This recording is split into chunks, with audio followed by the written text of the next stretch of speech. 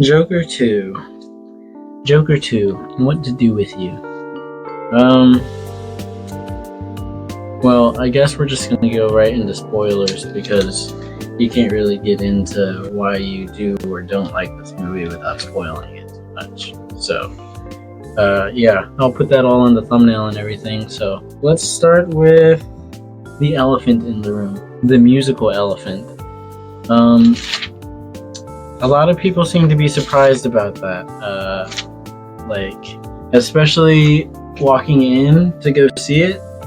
Half of the people who were waiting in line to get into the theater, get in to go sit down, by the way. So, the people who went to go see it were excited to see it. Clearly, they couldn't wait for the doors to open. But there was plenty of is it really a musical? And stuff like that. So, I mean, even with all the internet buzz about it being a musical for the last 2 years, people were definitely still surprised. I mean, I have a close cousin who was shocked that it was a musical as well. And he definitely did not like it. I think the fact that I knew that it was going to be a musical for a while, like I said, the last 2 years, kind of impacted my experience because, yeah, they didn't really shock me that much, I guess, when I saw them. Let's see what else I have here in my notes. 2 out of 3 of the musical scenes, I would say, were not bad. I found enjoyment in at least most of them. Those scenes individually, I mean. Not I found most of the musical scenes enjoyable. Although I guess you could say 2 out of 3 is most. I started writing Harley, how her name is spelled, but then I scratched it out here and put Lee because that's her name in the movie, which I thought was funny. I even put LOL. Yeah. So Lee, I thought Lady Gaga's performance was pretty good. It was good, I guess. I mean, yeah, she did. There was definitely some scenes between her and Joker where all that toxic shit was yeah, that's pretty realistic, I guess. But also I have here that most of her singing scenes where she was solo, where she would just break out into song, in the real world, where it wasn't in Arthur's head, that was just that made me cringe almost every time. I mean, I've known people like that, and I know that there are crazy people who just start singing all the time. I've known more than a couple people like that. But I guess, yeah, I find it annoying in real life, and I found it annoying in the movie. But I get it. She's supposed to be crazy, I guess. I mean, I don't know if I'm being insensitive by saying that, but whatever. Let's see. So the box office, the opening for the second one has been about $40 million opening, compared to the first, which had a $96 million opening. So, do with that what you will. The global 121.1 mil for the second one compared to 247 in the first. So, $65 million budget for the first movie compared to a $200 million budget on the second movie. Although I will say you can see where the money went because the sets and, all the different musical scenes, especially the ones in Arthur's head, were all really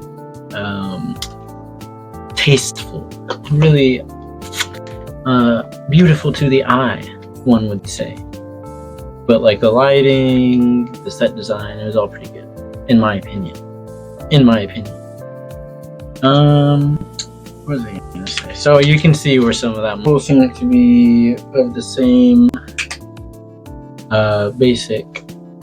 basic opinions I'm hearing around, is that the musical elements were undercooked and unnecessary. I guess I would agree about the unnecessary part, but as far as the musical elements being undercooked, I felt like there was a reason. I mean, it made sense because it's like, it's Arthur doing all that shit in his head. So like, are you expecting a professional, amazing, performance or song? I don't know. It made sense to me. Like I said, I think me knowing that it was going to be musical impact. The last thing I have here is Joker and Arthur. So that ending really had me fucked up in a lot of ways, and yeah, like, I get what they were going for, I guess. I mean, my interpretation of it is Arthur wasn't really Joker. He's just the guy who like inspired the idea of Joker, and then the guy who shanked him at the end and cut himself the Heath Ledger Joker smile for some reason is that universe's new Joker. Maybe there will be more versions, blah blah blah. There's been ideas like that explored before in like Gotham and stuff like that, the TV show. But the difference between Joker and Arthur. So although Arthur is the one who started the Joker persona, the makeup, the suit, not really standing for anything, yada yada. I feel like people are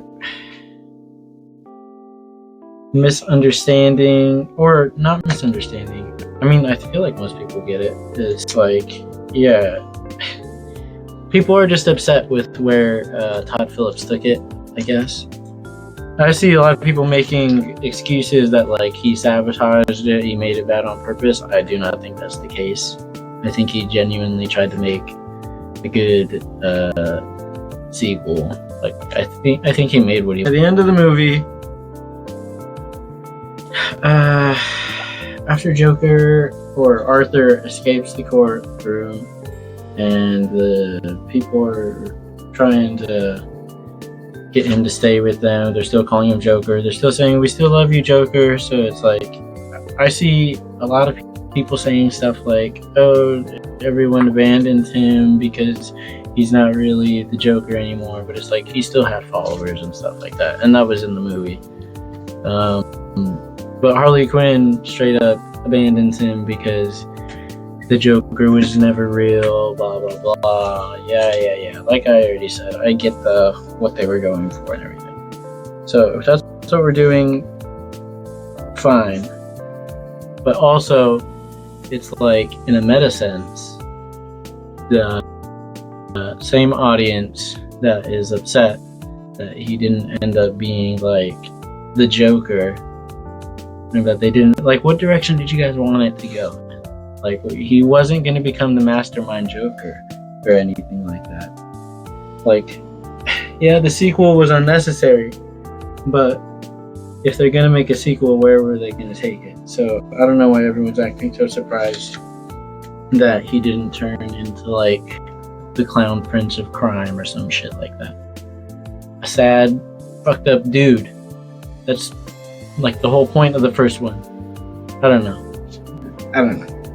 I see a lot of people just being like, so since he didn't decide to be, he wasn't Joker by the end of the movie, and they're like upset by that. But he wasn't really the Joker, and like a majority of people already agreed about that, especially because it's just like his story is so different, the character's so different.